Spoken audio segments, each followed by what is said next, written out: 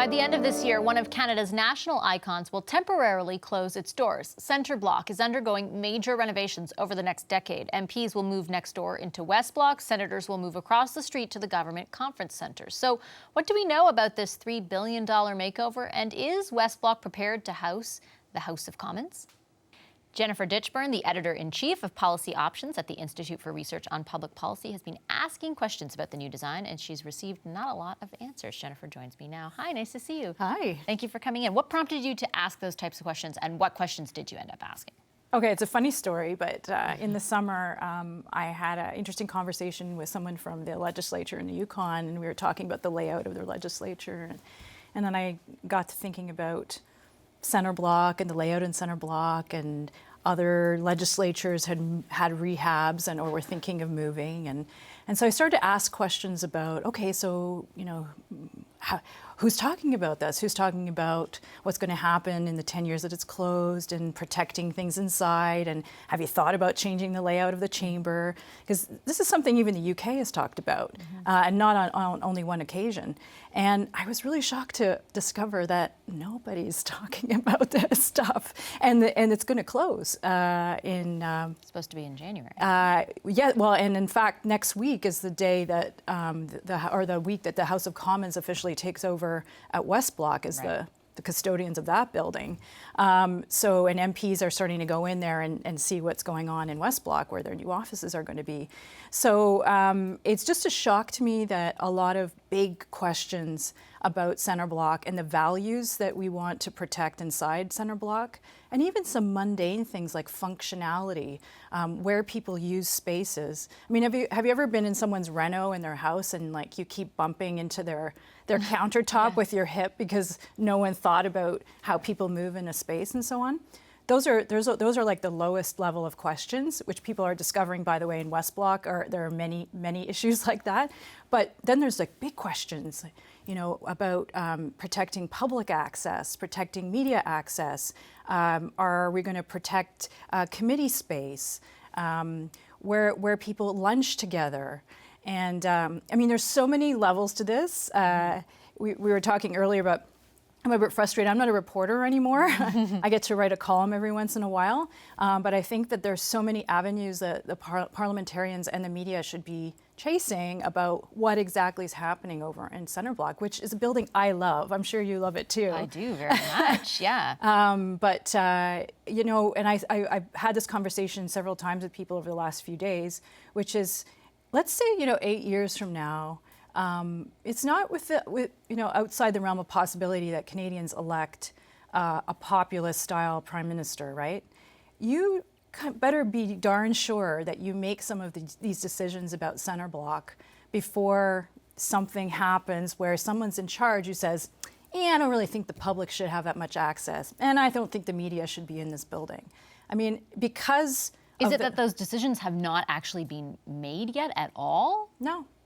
So I mean, how I is that asked those possible? because they said, we have to go in there and we have to open up, look at all the operational stuff that they have to do, and then we'll start talking to people. But keep in mind, there's been no public consultation. There was no consultation. I'm just learning because there's so much stuff that I don't know. I mean, there's so much to know and there's so much I don't know. I'm fully acknowledging this, but I'm shocked, appalled to find out that MPs were not consulted on Centre Block or on West Block, which is where they're going to live for 10 years. 10 years, yeah. So on the design, I mean, I could go on about that. The fact that no one thought to put any Indigenous content in the new chamber when we have a very colonial style building already in Centre Block.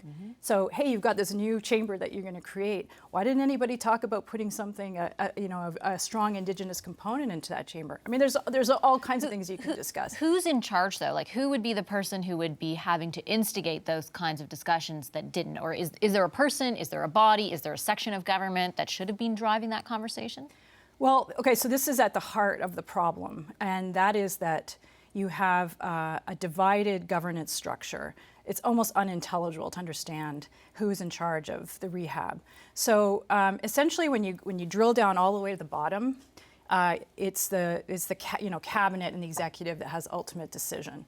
The public services, which we used to call public works, is the custodian, official custodian of the building. And they say, well, we consult with our parliamentary partners, which is the Commons, the Senate, the security services, the Library of Parliament, all the people who work on the Hill that they consult with. But keep in mind that Parliament and the government / executive don't always have the same priorities, and we see this over and over history. Like there can be a push and pull there. And what surprises me most about looking into this issue is that usually parliamentarians jealously guard anything to do with their parliamentary privilege. I mean, you know, they get really upset, for example, when the RCMP restricts their movements on Parliament Hill. They get really upset about that. They get, you know, there's issues have gone to the Supreme Court about parliamentary privilege and what comes before what. But in this particular case, you really have a case where parliamentarians are at the bottom, you know, effectively coming to the bottom of the heap above bureaucrats and private architects and so on. And I think that's an imbalance. Are they aware of that? Are they mad about that? I don't know. I mean, I went through as many minutes as I could over years and years to look at whether anyone was discussing really big issues about center block. There's a lot of talk about, you know, acoustics. I think they're finding there's acoustic problems in the new West Block, about their desks and their chairs. But I didn't see a big thing about, okay, you know, are we protecting space for the media where it is currently in center block? And there's all kinds of other issues. There was a report from PROC, the Procedure and House Affairs Committee, recently talking about how they want more family spaces. Right. But the last comprehensive piece of consultation that was given to Public Works was in 1999. So I mean, I was here back then, and things were a lot different. I mean, the world was a lot different. Way fewer women. There was really very little internet. I think we had like one station in our office where you could send emails. You know, women weren't breastfeeding in the chamber. There were no such questions about transgender bathrooms. All kinds of things. Things evolve in 20 years, right? So I think there's a lot of interesting questions to ask. The other thing that I've kind of surprised to discover is that on the center block, it's only been in the last 6 months where people have actually been going to talk to the people who work there about how they use the space. And this kind of confuses me or worries me because once you leave a space and the doors close, how do you remember how somebody used a space and why it was important to them? Like, why is it important that reporters gather in front of House of Commons? Like, I don't expect a public servant at public services to necessarily understand that, why we use the spaces the way that we do, but as much engagement should be done with the people that use that space. Parliamentarians, senators, the media, the people that work there, the protective services people. As much consultation should be done with them before they leave. So that when all of a sudden, 10, 15 years, when you go back, you're not like, wait a second, this doesn't work at all. Not to mention all the issues around protecting the historic significance of the building. So there's all kinds of values issues that are embedded in this. Going back to the governance issue, you know, I think there's questions to ask there about who we want to really be in charge. So in the United Kingdom, they're going through a restoration of their buildings.